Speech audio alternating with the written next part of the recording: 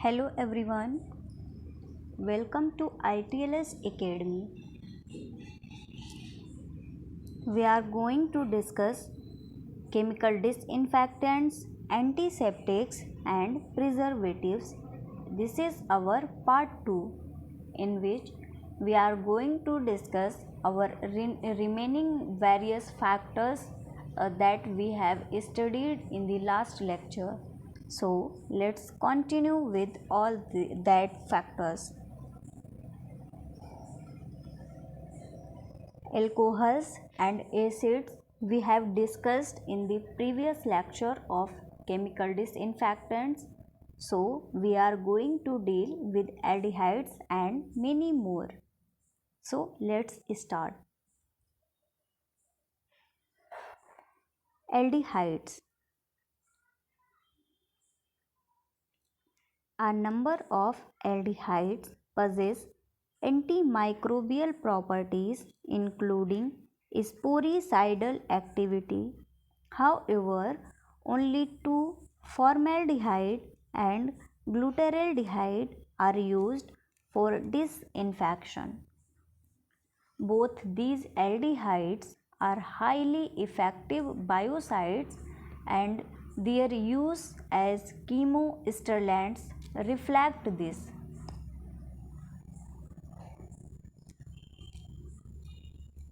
Glutaraldehyde. Glutaraldehyde has a broad spectrum of antimicrobial activity and rapid rate of kill. Most vegetative bacteria being killed within a minute of exposure. Although bacterial spores may require 3 hours or more, the latter depends on the intrinsic resistance of spores, which may vary widely. It has further advantage of not being affected significantly by organic matter. Formaldehyde.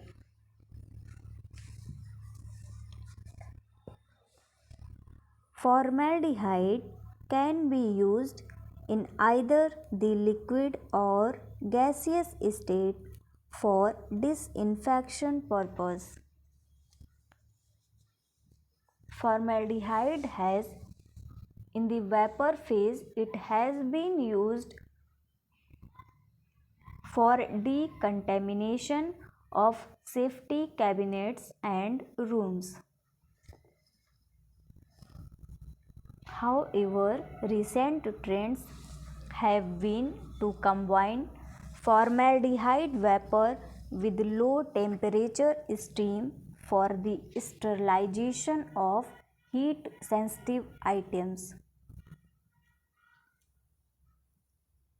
Formaldehyde vapor is highly toxic and potentially carcinogenic, that is, cancer causing, if inhaled. Thus, its use must be carefully controlled. It is not very active at temperatures below 20 degrees centigrade and requires a relative humidity of at least 70%.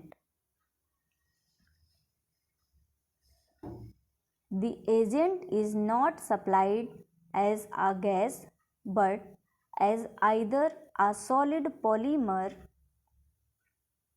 paraformaldehyde, or a liquid formalin, which is a 34 to 38% aqueous solution.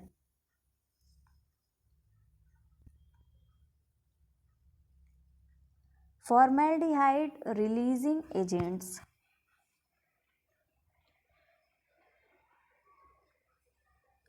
Various formaldehyde condensates have been developed to reduce the irritancy associated with formaldehyde while maintaining its activity. These are described as formaldehyde releasing agent or masked formaldehyde compounds. Of these, noxethiolene has the greatest pharmaceutical use as an antimicrobial agent. The compound is supplied as a dry powder and an aqueous reconstitution slowly releases formaldehyde.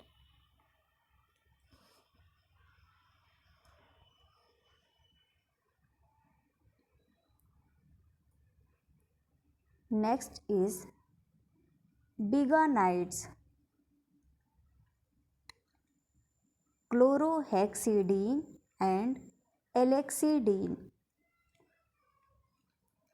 Compounds containing the biguanide structure could be expected to have good antibacterial effect.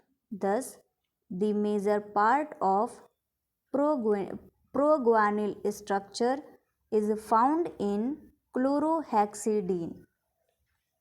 The chlorhexidine molecule, a bisbiguanidine, is symmetric. A hexamethylene chain links two biguanidine groups to each of which a para-chlorophenyl radical is bound.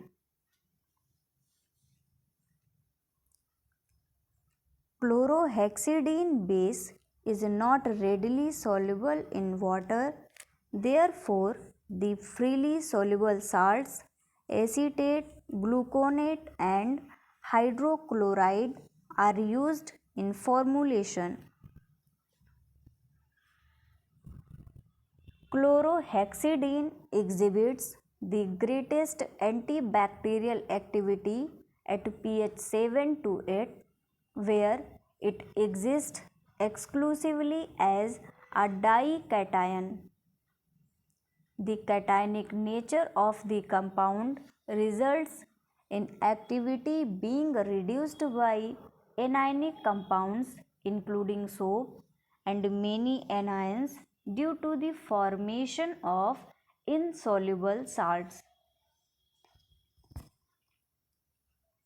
Next is phenoxymethylene biguanides. The antimicrobial activity of chlorhexidine as bisguanidine exceeds that of monomeric biguanidine. This has stimulated the development of polymeric biguanides containing repeating biguanide groups linked by hexamethylene chains. One such compound is a commercially available heterodiesper mixture of polyhexamethylene biguanides. The compound has a broad spectrum of activity against gram-positive and gram-negative bacteria, has low toxicity.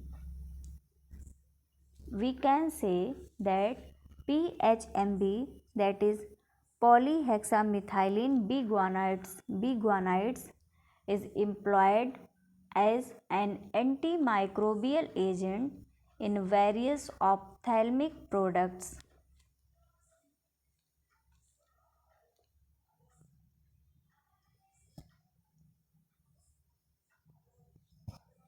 Halogens.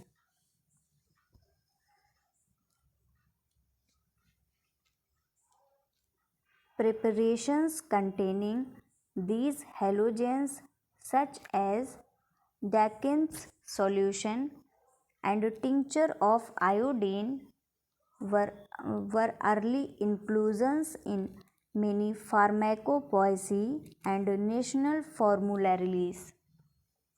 The term liquid and gaseous chlorine refers to elemental chlorine, whereas the word chlorine is normally used to signify a mixture of OCl2 and OCl2 and HOC1 and other active chlorine compounds in aqueous solution. Next is chlorine.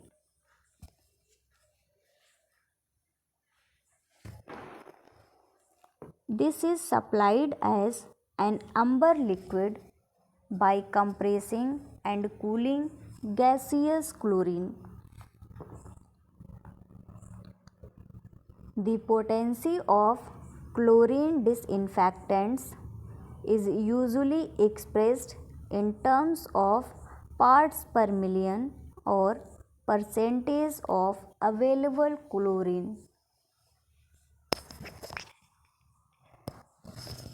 High levels of available chlorine will enable eradication of acid-fast bacilli and bacterial spores. The compounds are compatible with most anionic and cationic surface active agents and are relatively inexpensive to use.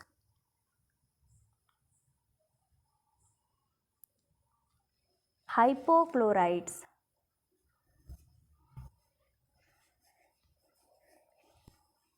They exhibit a rapid kill against a wide spectrum of microorganisms including fungi and viruses.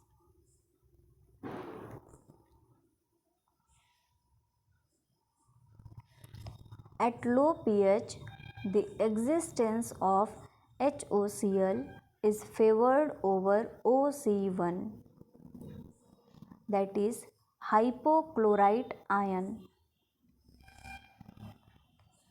The relative microbial effectiveness of these forms is of the order of 100:1, that is 100:1. By lowering the pH of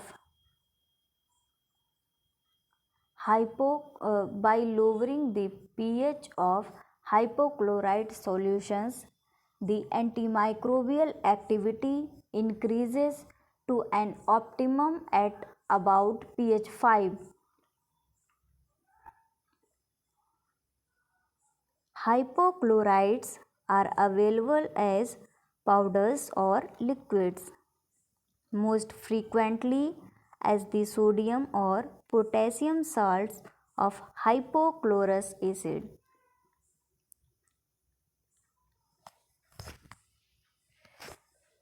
Heavy metals. Mercury and silver have long been known to have antibacterial properties, and preparation of these metals were among the earliest used antiseptics but have been replaced by less toxic compounds. Other metals such as zinc, copper, aluminum, and tin have weak antibacterial properties but are used in medicine for other functions. For example, aluminum acetate and zinc sulfate are employed as astringent.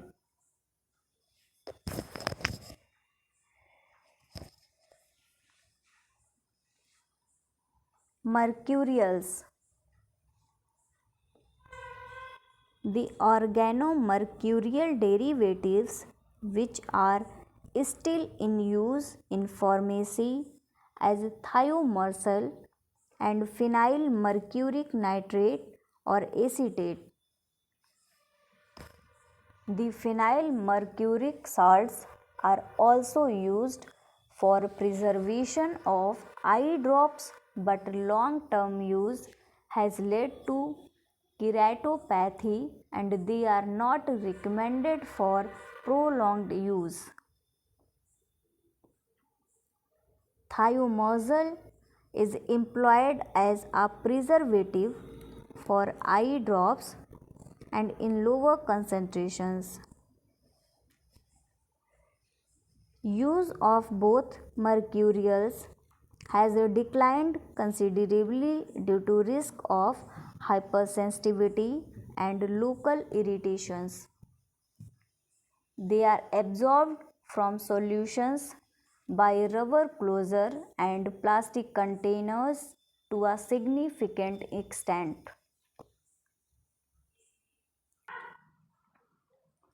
Next is hydrogen peroxide and peroxygen compounds.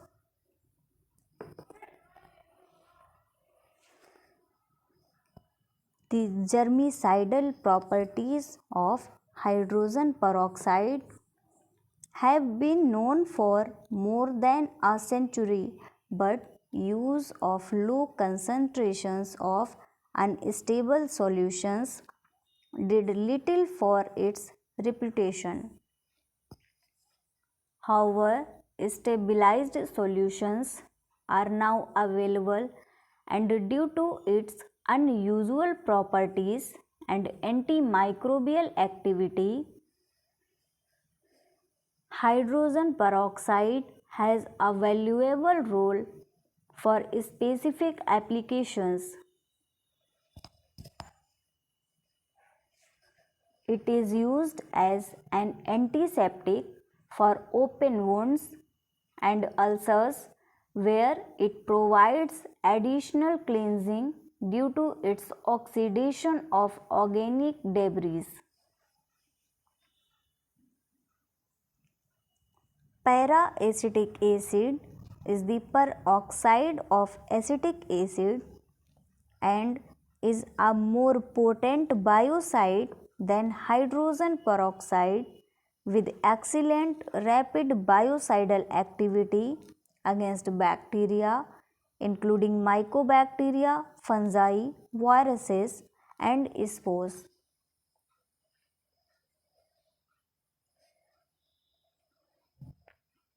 It can be used in both the liquid and vapor phases and is active in the presence of organic matter. It is finding increasing use at concentrations of 0.2 to 0.35% as a chemostimulant of medical equipment. Its disadvantages are that it is corrosive to some metals.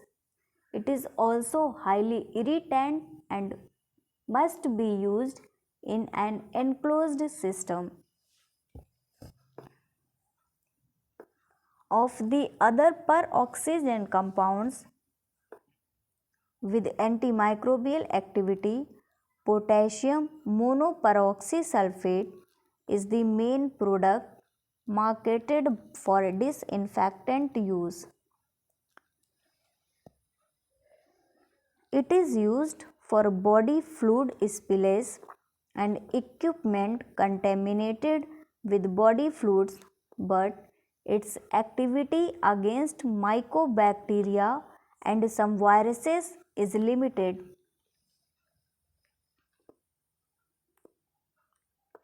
Phenols.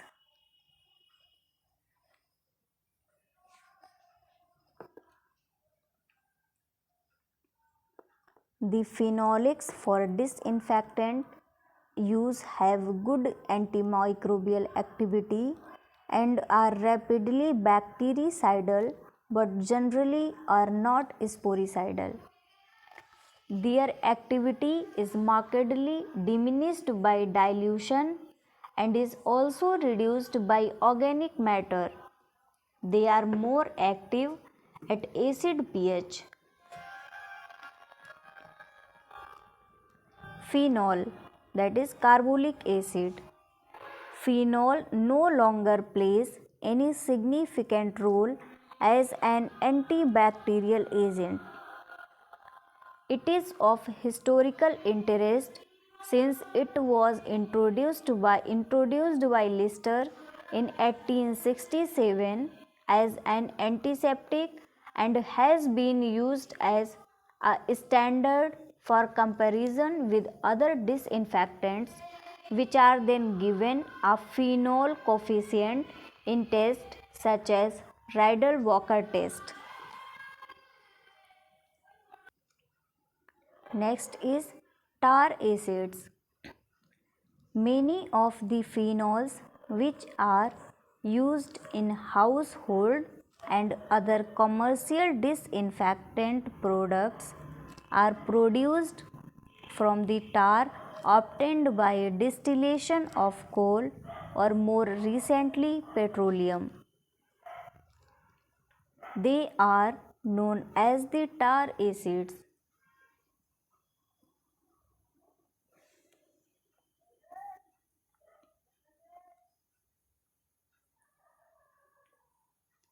It is of historical interest since it was introduced by Lister. These phenols are separated by fractional distillation according to their boiling point range into phenol, cresols, xylenols, and high boiling point tar acids.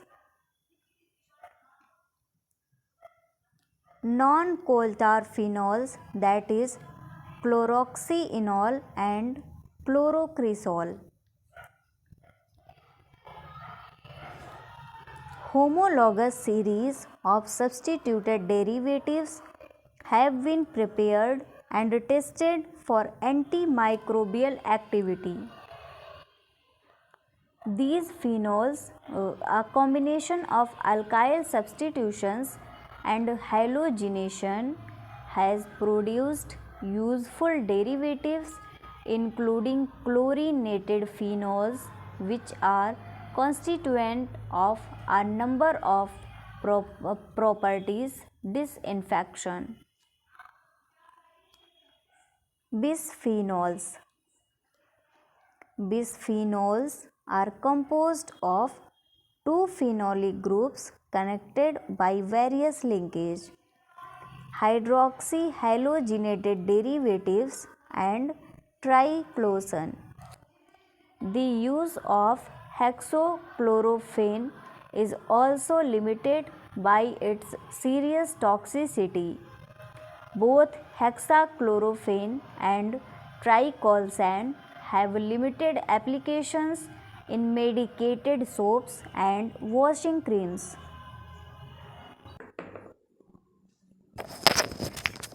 Surface active agents. Surface active agents or surfactants are classified as anionic, cationic, non-ionic or ampholytic according to the ionization of the hydrophilic group in the molecule. A hydrophobic water repellent group is also present. Within the various classes, a range of detergent and disinfectant activity is found. The anionic and non-ionic surface active agents, for example, have strong detergent properties but exhibit little or no antimicrobial activity. However, they render certain bacterial species more sensitive to some antimicrobial agents, possibly by altering the permeability of the outer envelope.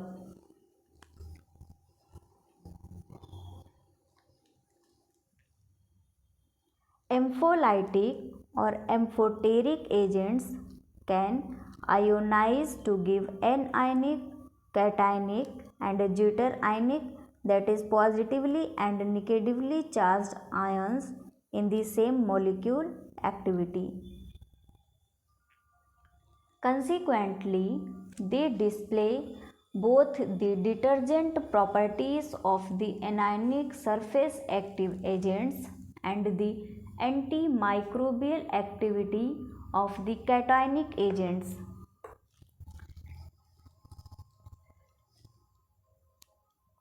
They are used quite extensively in Europe for pre-surgical hand scrubbing, medical instrument disinfection, and floor disinfection in hospitals. Of the four classes of surface active agents, however, the cationic compounds arguably play the most important role in an antimicrobial context.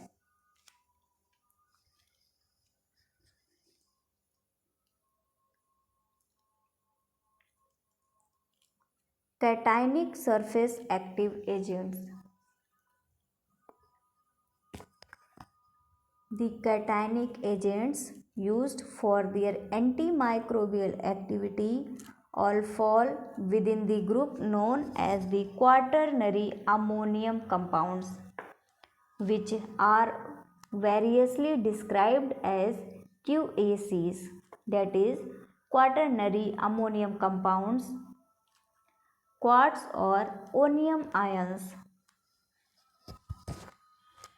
These are originally or organically substituted ammonium compounds where the R substituents are alkyl or heterocyclic radicals to give compounds such as cetyl trimethyl ammonium bromide or cetyl pyridinium chloride. The QACs are most effective against microorganisms at neutral or slightly alkaline pH and become virtually inactive below pH 3.5. Not surprisingly, anionic agents greatly reduce the activity of these cationic agents.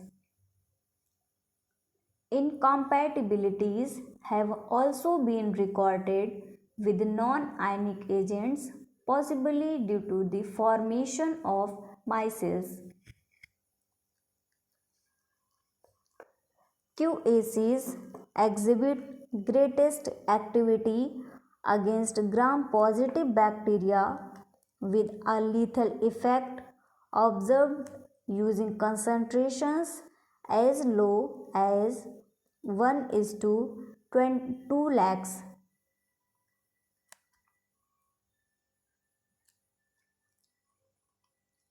Gram-negative bacteria are more resistant, requiring a level of 1 is to 30,000 or highest still if Pseudomonas aeruginosa is present.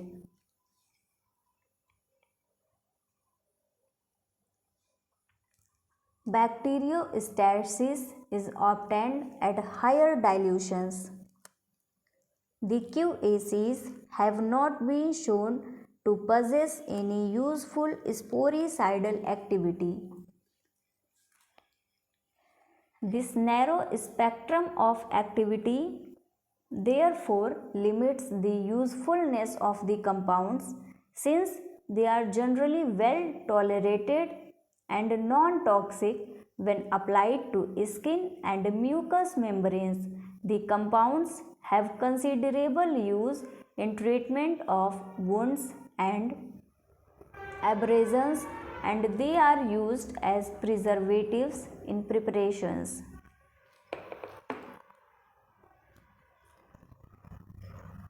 Other antimicrobials.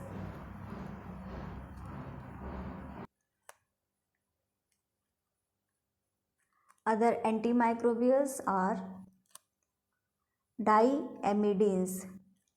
The activity of diamidins is reduced by acid pH and in the presence of blood and serum.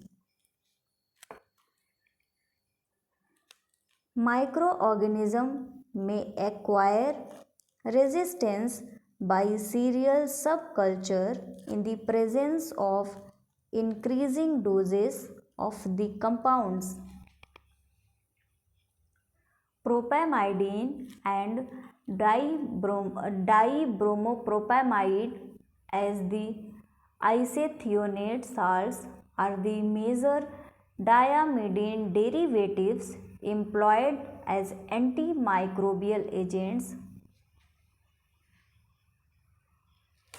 Propamidine in the form of eye drops, that is 0.1% for amoebic infections, and dibromopropamidine for topical treatment of minor infections.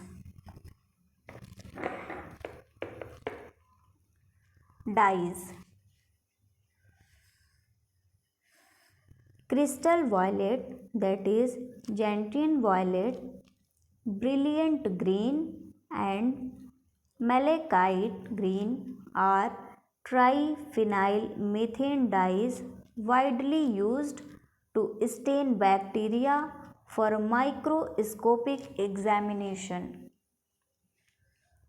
They also have bacteriostatic and fungistatic activity and have been applied topically for the treatment of infections.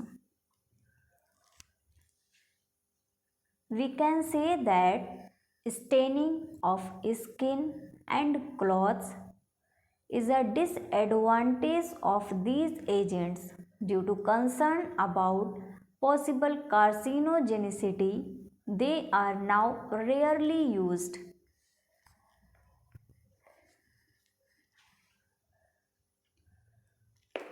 Quinoline derivatives: the antimicrobial activity of the derivatives generally good against the gram-positive bacteria, though less so against gram-negative species. The compounds most frequently used in a pharmaceutical context is dequalinium chloride, a bis-quaternary ammonium derivative of 4-aminoquinolidine, as it is a cationic surface active agent. It is incompatible with anionic agents. It is also formulated as a lozenge for the treatment of oropharyngeal infections.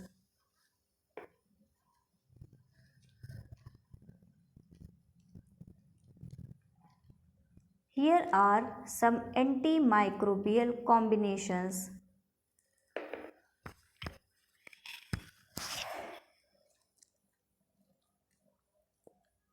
Combination is the process of joining two or more than two antimicrobials. When preparation of two or more than two is dissolved in one mixture is made, then it is known as combination. So let's discuss antimicrobial combinations.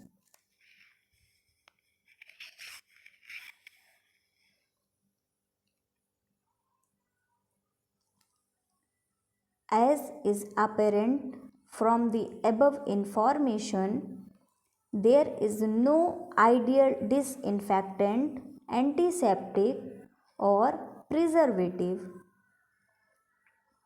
We can say that all chemical agents have their limitations either in terms of their antimicrobial activity, resistance to organic matter, stability, incompatibility,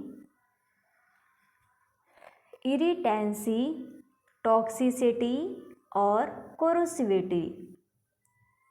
These all are some properties that have limiting properties in chemical agents. To overcome the limitations of an individual agent, formulations consisting of combinations of agents are available. For example, ethanol has been combined with chlorhexidine and iodine to produce more active preparations.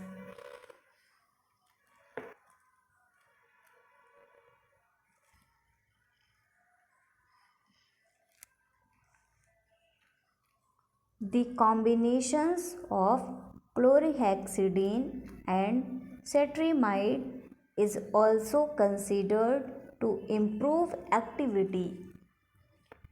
QACs and phenols have been combined with glutaraldehyde so that the same effect can be achieved with lower and less irritant concentrations of glutaraldehyde.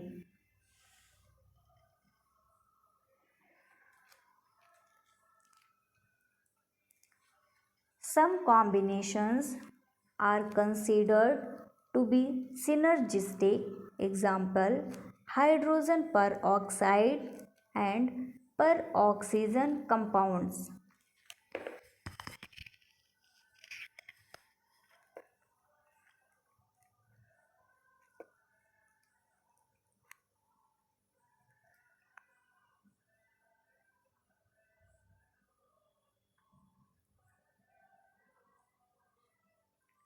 Disinfection policies. Till now, we are discussing various disinfectants, antiseptics, and preservatives. In this slide, we are going to discuss some disinfection policies that are based on chemical agents of disinfectants, antiseptics, and preservatives. So let's start with disinfection policies. First point is the aim of disinfection policy is to control the use of chemicals for disinfection and antisepsis and give guidelines on their use. The preceding description within this chapter of the activities, advantages and disadvantages of the many disinfectants available allow considerable scope for choice and inclusion of agents in a policy to be applied to such areas as industrial plant, wall, ceiling, floor, air and cleaning equipments. Some other also laundries and extensive range of equipments in contact with hospital patients.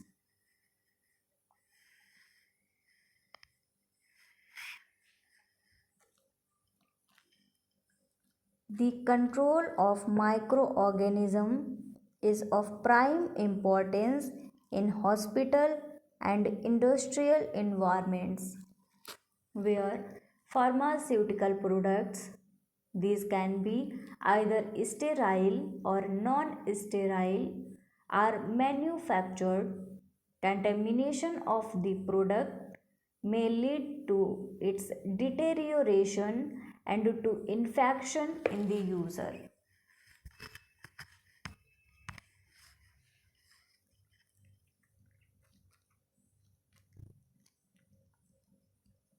Although scope exists for choice of disinfectant in many of the areas covered by a policy, in certain instances specific recommendations are made as to type, concentrations, and use of disinfectant in particular circumstances.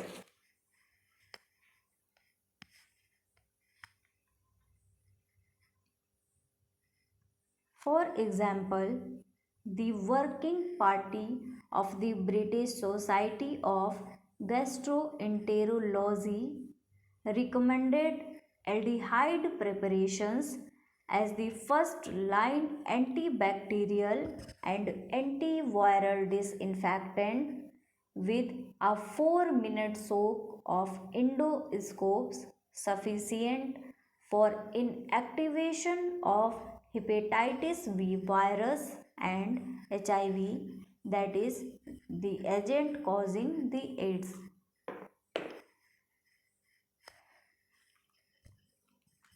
Next point is categories of risk to the patient may be assigned to equipment coming into contact with a patient, dictating the level of decontamination required and degree of concern.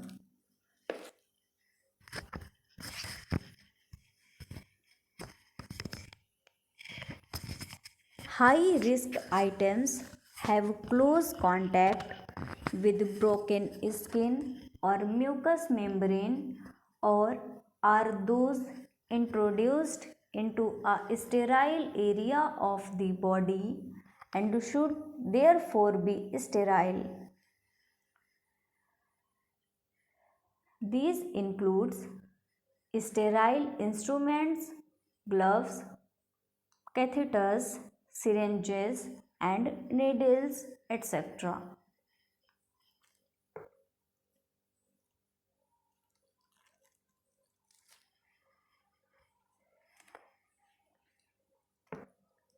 Liquid chemical disinfectants should only be used if heat or other methods of sterilization are unsuitable.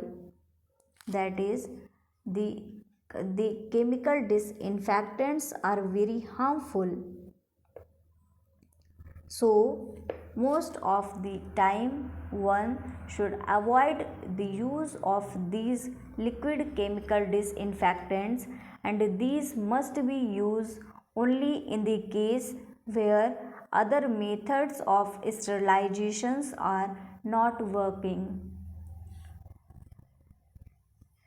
We can say that intermediate risk items are in close contact with skin or our mucous membranes, and disinfection will normally be applied. Endoscopes, respiratory and anesthetic equipments, wash towels and wash bowls, bedpans and similar items are included in this category.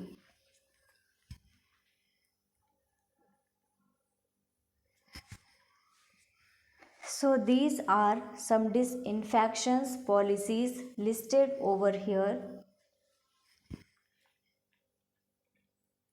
So thank you very much guys for watching this session. We have covered almost all type of chemical disinfectants, antiseptics and preservatives. We have also covered a lot of factors, a lot of chemicals like alcohol, esters, acids and many other chemical disinfectants, etc. we have studied in this particular lecture. Guys, this lecture was completed in this lecture was completed here, and probably we will be discussing our next lecture. So guys, stay tuned with ITLS Academy. You can subscribe ITLS Academy on YouTube, and you can also get ITLS Academy app on Google Play Store. So thank you very much again for watching this session. Thank you very much.